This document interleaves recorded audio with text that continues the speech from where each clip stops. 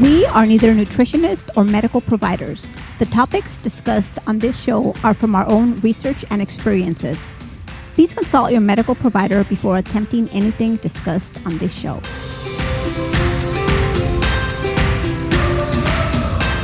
Welcome to another episode of Sjogren Strong. This is Brian. And this is Lupe. And this is your weekly podcast discussing how to live an active and healthy lifestyle despite a diagnosis of Sjogren's. Hold up, wait a minute. I heard you say weekly. What's up with that? You know, a little birdie whispered in my ear and said, That was me. I want to do weekly. Guess what, guys? We are gonna start doing this weekly again. I miss doing it. Brian, do you miss doing it? With every fiber in my body. I miss doing a weekly show. I've felt like something's been missing.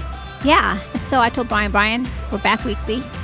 And, you know, to back it up a little bit, I know that I was going through a funk there for a while. But I think a lot of it had a lot to do with my job that I just left. And right now, I feel like I landed in a really good spot. And I missed you guys. I missed the weekly shows. And let's do this. And of course, I support my loving wife 120%. So she just doubled my workload, but it's all right because we're doing it for y'all. I got the whip and I said, and he's like, all right, weekly it is.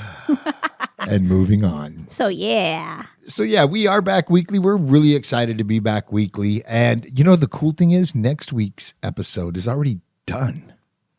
And we're really excited about that. But this week, we kind of wanted to circle back and talk about what everybody else is talking about. However, we want to talk about what we're doing and things that you can do to help the days go by a little quicker. It's definitely a weird time that we're living in right now. And just to talk a little bit about it, we're in the studio right now, but we just went to run some errands. Grocery store, and it was the weirdest feeling being in there. You know, for me, I don't want to be outside of the home or my studio. And if I have to be, I am in, I am out, no lollygagging, get what we need and get out of there, get away from people. You know, it's really weird because for us Shogies, you know, we kind of like laying around because of our fatigue. We're cool just doing nothing, right? But these days that we have to be inside, I just have cabin fever. I cannot stand it. And that's what we're going to talk about today, how to avoid cabin fever. Now, I have a little experience with this, having been stationed in awkward places with not a lot to do. And, you know, we actually trained on it as well. But a lot of those principles can be applied to what's going on now. So I'm going to fire off. Lupe's going to jump in and talk about how we're utilizing what I just referenced in our everyday life. Number one is to have a plan. Set your alarm clock, get up, and execute that plan. And a plan can look something like this. I will get up when my alarm clock goes off. I will brush my teeth. I will take a shower. I will get dressed. And I will start working on X. And we're going to talk about some options that X can be, but it can be, I'm going to clean out my closet. I am going to hit that closet in the hallway. Something to do that's productive. And more importantly, something that can be accomplished within a relatively short amount of time. So when it's done, we feel that sense of accomplishment. And that sense of accomplishment can help cope with the fatigue you're going to feel later because you did just exert yourself. I think you're trying to tell me something with clean out your closet. Well, no. Last weekend, you did hit a closet. Actually, take that back. 2 weeks ago, you hit a closet. Last weekend, you worked on your office. Actually, yeah, you're right. So we're executing. we're picking things to do, and we're executing it. You know, it's not something that I could do all day long. I mean, I have a few closets that I want to get to, you know, but a little at a time. If that's what you can do, that's what I've been doing. So Yeah, it's easy to walk into a room and go, oh my gosh, I need to organize. And I've got this to deal with over there in my closet, my drawers. I should really go through those and see what I can get rid of and make room for new things. And under the bed, there's storage stuff. And over here. And just forget that. Say, I'm going to focus on this. And whether it be a drawer, a chest of drawers, or half of a closet, it's one thing. Don't think about the whole room. Break it down into manageable pieces. Because it can get overwhelming. This is an example. Last week, when I was cleaning out the office, because I announced a couple of weeks ago that I started a new job, and last week was my first week. And so over the weekend before I started, I wanted to clean the office just to get everything ready. And, I take so many notes, and I have a 3-ring binder of notes for work, right? Because if you don't do something for 2 weeks, for example, if it's work related or whatever, you kind of forget how to do it. So I like taking copious amounts of notes, and they have to be really detailed. So once I got all that done, kind of, my binder that I wanted to take to work, I still had so much on my desk, and I was starting to feel a little bit overwhelmed. And I'm like, Brian, can you help me, please? And, he's really nice. So he comes over and he's like, what can I do for you? And we just started going through stuff. He was helping me. Okay, do you need this? Have you used it for a while? No. Okay, then we could chuck it. And I'm like, no, wait. And let me jump in there. If it's something that you're not currently utilizing, i.e., have you used this in the last 2 weeks, or something that does not bring you joy, we can get rid of it. We can remove it. For example, she has this beautifully handcrafted, I'm assuming it was a grandmother type item, doily. And it's draped over this little tiny chest of drawers that are filled with binder clips. No, you didn't. Every drawer, 4 drawers, every drawer has a different size binder clip. Well, binder clips have then been attached to this doily on the outside of these drawers. Now, mind you, the drawers are filled with binder clips. So this is overflow. There's probably 50 flippin' binder clips attached to the doily, then attached to each other. And they're like these snakes crawling up. They're cool. Get rid of them. They're in your way. They're creating clutter. They're creating this sense of messiness. And to me, that adds confusion to what I want to do. So remove it from the equation. Well, it wasn't in my way. And it actually looked pretty cool because if you clip the clips together, they kind of turn into like this little snaky thing. It was cool. And they provide you nothing to do with productivity while you're sitting at your desk. But what if I need a binder clip for something? Open the dang drawer. Ooh. You've got a drawer full of them. You guys know what he did? He just reached over my shoulder and he unclipped it and he threw it in the trash. Actually, I did not. I threw it in a donation bag. And he did that to like 3 or 4 string of binder clips. And I was like, what are you doing? But it looks so much nicer and tidier now. And if you need a binder clip, you can open your drawer and grab the appropriate sized binder clip. Okay, I'm guilty. I had too many binder clips, but it's things like that. Removing the mess, removing the clutter. You get to sit back at the end of that and actually see a desk and feel like you can be productive in that workspace. To me, that's very important. My desks are neat and tidy. I know exactly where everything is and I can reach for it without looking and it's there. Every time.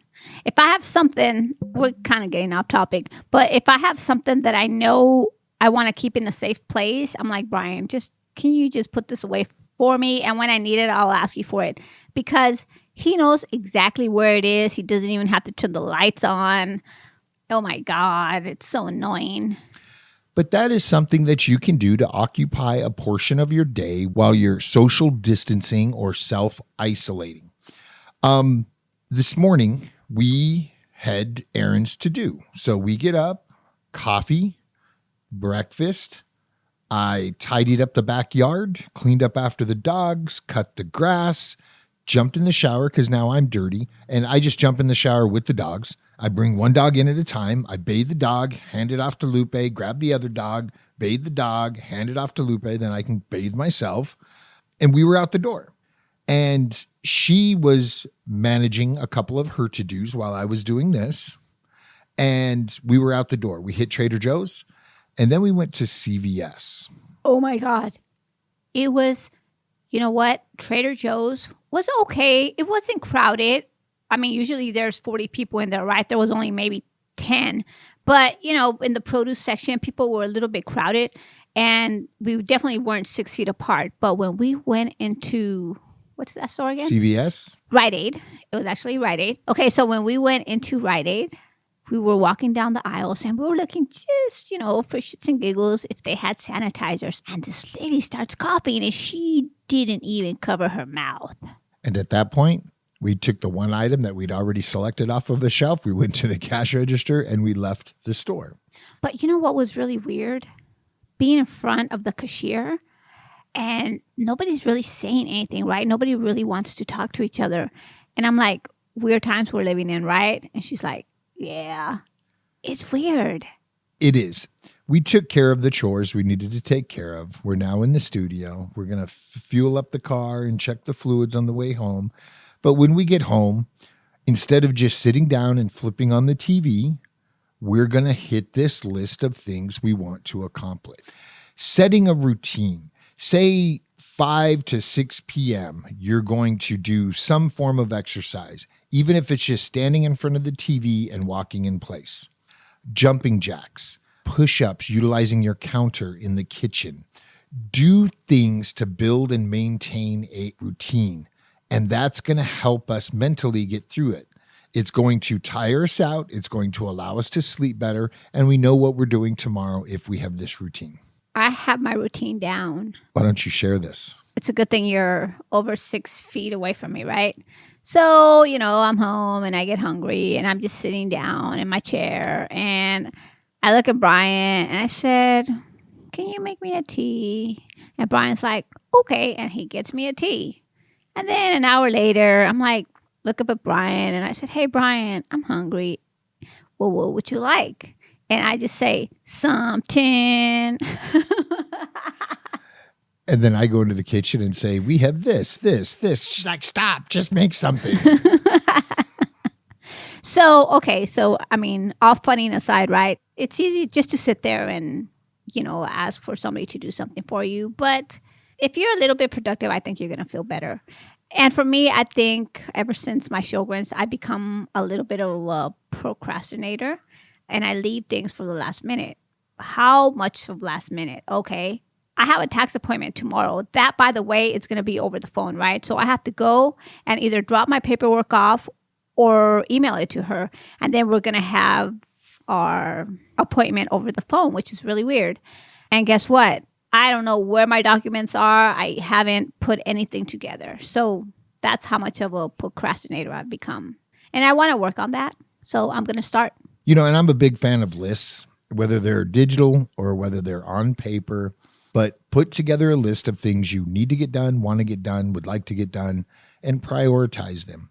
And as you accomplish them, check them off the list. The very act of crossing something out or putting a check mark by it, there's a gratification that comes with that you feel like you're accomplished and accomplishing something. Whether you're moving tasks from one day to the next, or you just have this long running list, and when everything on that page is accomplished, you rip it off and you're on now page 2 or page 3, is satisfying. It's one of those things that if you're sitting there going, I want to go somewhere. Well, do you really want to go somewhere? You just want to do something. Whip that list out and accomplish something. And by doing something, it's not like opening the fridge and opening the pantry and start stuffing your face with junk food, right? Because I've caught myself doing that a couple of times. And I'm like, no, this is not good for a couple of reasons. I can't really eat sugar or junk food. If I don't eat healthy, my body starts shutting down a little bit. And I don't want that to happen, especially not right now that we're not supposed to go out. So instead of eating or stuffing my face with junk, I want to do something productive like, get to house chores that I've been wanting to do for a year or two. A year or two. And she's not kidding. No, come on. I'm not that bad. But when it comes to organizing my closet, so now the job that I got, I have to dress up a little bit, right? And I haven't had to dress up in years. I could just wear Vans or jeans to work, right? And now it's a little bit more dressier. So now I have to go through my closet and pull out the nice clothes and kind of put away the casual clothes. And I've been wanting to do that for a couple of weeks, and I just haven't brought myself to doing it. So I'm going to take this time that we are in self quarantine, and I'm going to try to accomplish some of those things and add all those chores into my daily routine, a little at a time. And that's all we can ask, is just a little bit at a time. There's something else I want to bring up. This was July of last year. So getting close to a year ago, 9 months ago, we did an episode entitled Chronic Illness and Preparedness. And there's a lot of talk right now about Plaquenil and the market being short because it's being evaluated to treat coronavirus. And one of the weird things is, one of the things on Lupe's list last week were to go through meds, see what we have, organize that up, and make sure we're going to be good for a few months if we can't get to a doctor. And fortunately, we are. And being prepared for a crisis is something that we maintain a pretty constant state of readiness, regardless of what's going on. When everybody's out panic buying toilet paper and paper towels, we kind of did an inventory and we're good. We can let this panic pass and re-up in 4 or 5 weeks.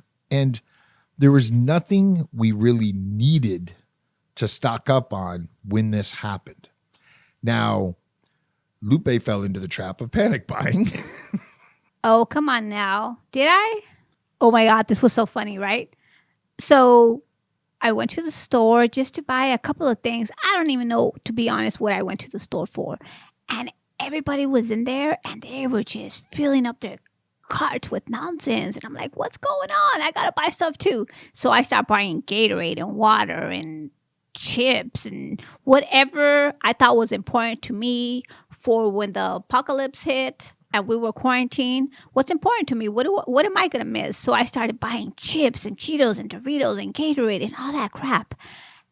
And I wish I would have had a camera to record Brian's face when he walked in. He just could not contain himself. So the psychology of panic buying is real. And it's something that, you can pull back and not fall into if you maintain a state of readiness. Now, I know a lot of you are really worried about your Plaquenil right now. And we are trying to find means. However, from our understanding, it might be hard to come by for a little while. So whether you call your doc and say, look, is this available? Can I get a script? Can I get an extra 30 days? What are the effects if I half my doses? But put together a plan and execute that plan. Don't just sit there and go, oh my gosh, things are going to get worse. No, let's control the things we can control and have a conversation with the doctor over the phone and see what can be done. Start calling around to pharmacies. Do they have it? Get that script first. Start calling around to pharmacies. Do they have it? Check the online pharmacies. Can I get it shipped? And build that buffer up so you can relax and not stress about it. And when this is all over, that is something we should do regardless. Let's maintain an extra X amount of days of meds at the ready. Several months ago, I went to have my eyes checked because I've been taking Plaquenil for a long time and that appointment was coming up. So I went to this new doctor because I had new insurance at the time. And the doctor, he looked at the dosage that I was taking. So I think like most of you, I was taking 200 mgs in the morning and then in the evening. And he's like, this is a little much for you because of your weight. So he said, I'm going to talk to your rheumatologist so he could have it.